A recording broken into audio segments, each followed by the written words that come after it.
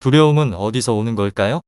두려움은 우리가 예측 가능하지 못하는 불확실성에서 옵니다. 어떤 선택을 했을 때 이것이 실패하지는 않을까 고민해 보신 적이 있지 않으셨나요? 우리는 불확실성에서 오는 리스크를 두려워하는 것입니다. 이번 영상은 이러한 두려움을 극복할 수 있는 두 가지 방법을 소개해 드리고자 합니다.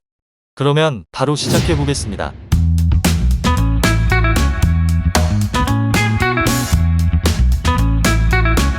첫 번째는 리스크를 파악하기입니다.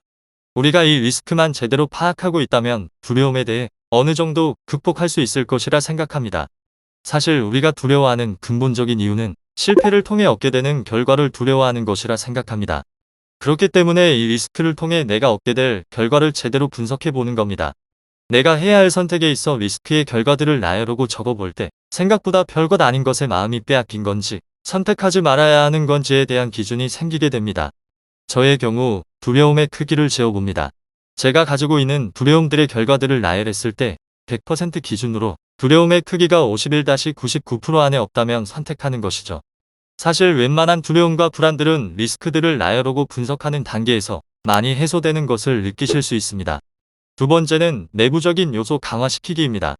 보통 두려움은 외부적인 요소와 내부적인 요소로 구분할 수 있는데요. 대부분의 두려움을 느낄 때 외부적인 요소는 우리가 통제할 수 없는 경우가 많습니다. 예를 들어 죽음을 피할 수 없고 범죄, 사고 등을 피할 수 없습니다. 또 시험 공부를 할 때 제가 공부한 것만 나올 수는 없지요. 즉, 우리는 미래를 예측할 수 없습니다. 강도, 범죄, 사고 등을 피하기 위해 조심하고 우리가 예측 가능한 계획을 아무리 짜서 대비한다고 해도 외부적인 요소를 완벽하게 막을 수는 없습니다. 사실 두려움이 없는 사람은 이 세상에 단 한 명도 없습니다. 앞서 말했듯이 우리가 살고 있는 삶이 불확실하기 때문이며 인간은 시간과 공간 등의 존재적 한계를 지니고 있기 때문입니다. 그렇기 때문에 두려움을 느끼는 것은 아주 자연스러운 일입니다.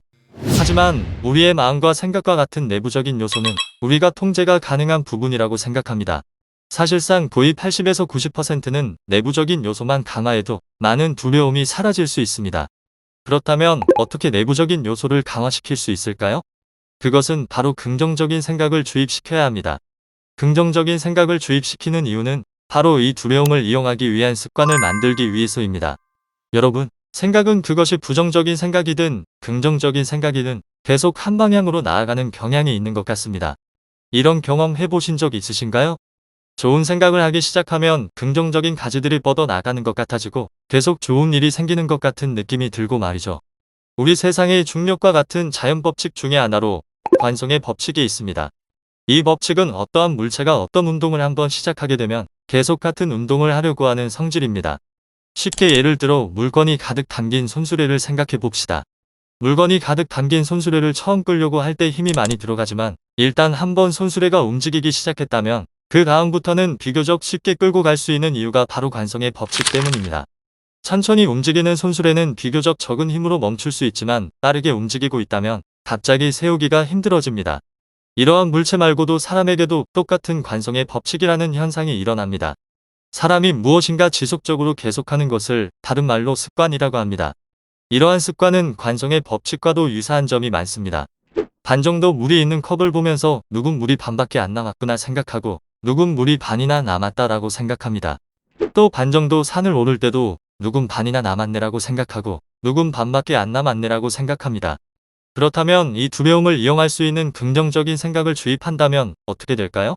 예를 들어 두려움은 곧 성장이라고 생각한다면 우리는 두려움을 이용하는 습관을 만들 수 있습니다. 좋은 생각의 습관이 좋은 행동의 습관이 되고 좋은 생각과 좋은 행동의 습관이 좋은 사람으로 변하게 만들어주게 되는 것입니다. 관성의 법칙처럼 최초로 움직이는 것은 힘이 들지만 일단 움직이기 시작하면 그 다음은 처음보다는 쉽게 느껴집니다. 시작이 반이다. 두려움은 곧 성장이다. 조급함은 독, 차분함이 최고의 무기. 비교는 상대방과 하는 것이 아니라 나 자신과 하는 것이다. 완벽해지기보다 현재에 집중할 것 등의 다양한 긍정적인 생각과 습관들을 하나씩 쌓아갈 때 두려움을 극복할 수 있다고 생각합니다. 그렇다면 마지막으로 긍정적인 기준은 어떻게 판단해야 할까요? 이 부분은 저의 개인적인 경험을 사례로 말씀드리는 것이니 긍정적인 기준들을 세울 때 참조만 하세요. 인간 행동의 근본적인 동력은 바로 믿음이라고 생각하는데요. 이 믿음은 들음에서 납니다. 듣는다는 것은 외부로부터 주입된다는 것입니다. 저의 경우 외부로부터 지식과 정보들을 듣는다면 먼저 감정의 결과를 가지고 판단합니다. 긍정적인 생각의 결과들은 늘 편안했습니다. 하지만 불안과 걱정이 몰려온다면 이것은 부정적인 생각이라고 판단합니다. 물론 감정의 결과만을 가지고 판단하는 것은 위험하고 또 한계가 있습니다. 그래서 왜 이러한 결과가 나오게 되는 건지 이성적으로 여러 정보와 지식들을 수집하여 판단하는 과정을 거칩니다. 예를 들어 설명드리자면 실패는 성장이다라는 생각을 주입한다면 가장 먼저 감정의 결과를 찾습니다. 실패가 곧 성장이라고 한다면 실패하는 모든 과정은 성장한다는 생각에 마음이 편안해지고 더 도전하게끔 합니다. 그렇다면 이제 이성적으로 이것이 합리적이고 긍정적인지를 판단합니다.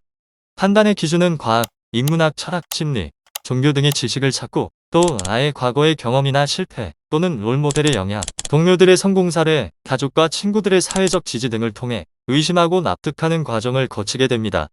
이렇게 믿음은 이성과 감정을 통해 강화할 수 있습니다. 이러한 방식으로 내부적인 요소를 강화시킨다면 어느새 여러분은 두려움을 극복할 수 있다고 생각합니다. 오늘은 두려움을 극복하는 두 가지 방법에 대해 알아보았습니다.